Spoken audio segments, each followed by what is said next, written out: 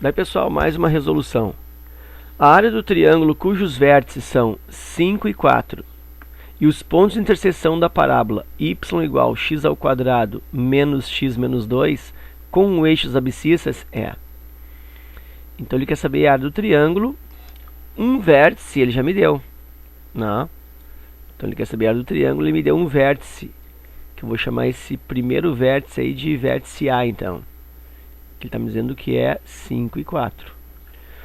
Então está me faltando aí mais informações.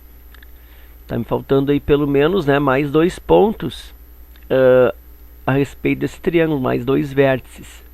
E diz que os outros vértices são os pontos de interseção da parábola y igual x ao quadrado menos x menos 2 com o eixo das abscissas.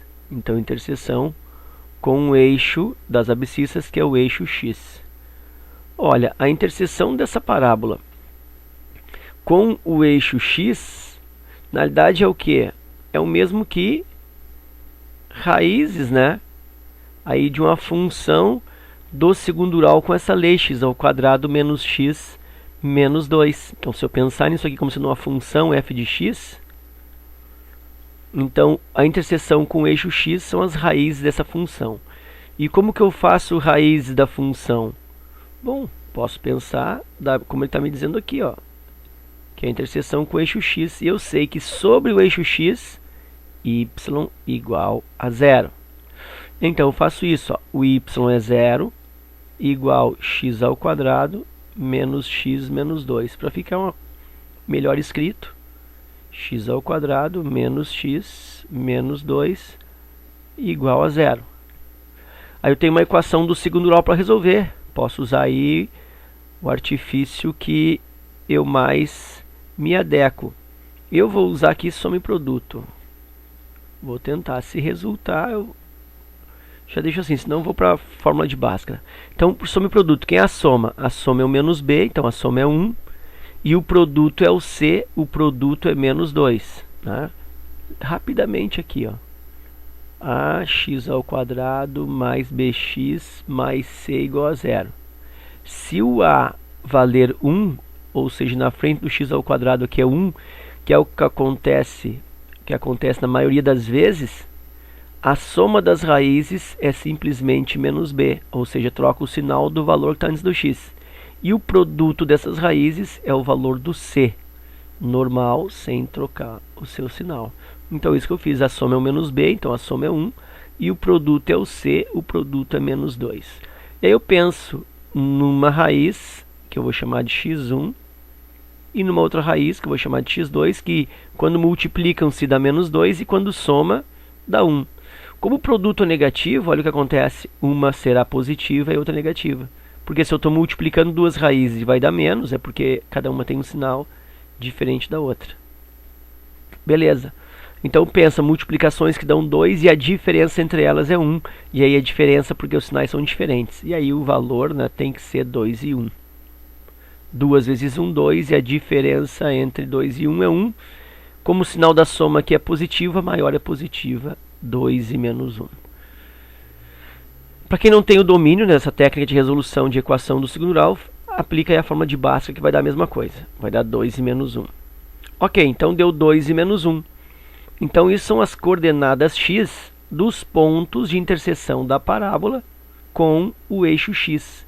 Né? A grosso modo são as raízes. Então eu tenho que um ponto que eu vou chamar de b tem x igual a 2 e o y 0. Lembra, né? Sobre o eixo x está aqui, ó, sempre o y vale 0.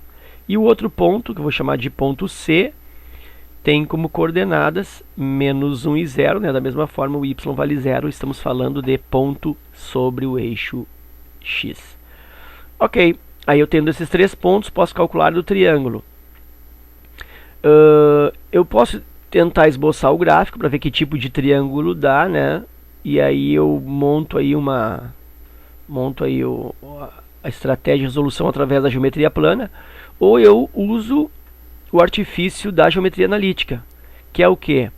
Tu coloca um ponto conhecido, 5 e 4, ou seja, um vértice conhecido, um outro vértice conhecido, 2 e 0, o terceiro vértice conhecido, menos 1 e 0. Repete o primeiro, aquele que tu optou em copiar primeiro, poderia ser qualquer um deles.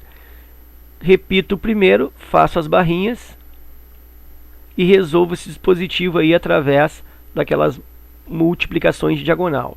Depois que eu fizer isso, então eu penso no módulo desse valor e ainda divido por 2. Então, é assim que eu vou definir a área do triângulo. Então, pega os três vértices conhecidos, enfilera eles, né, um abaixo do outro, repete o primeiro, resolve o dispositivo através das multiplicações em diagonal e depois divide por 2 aí o módulo obtido. Então, simplesinho. Vamos lá.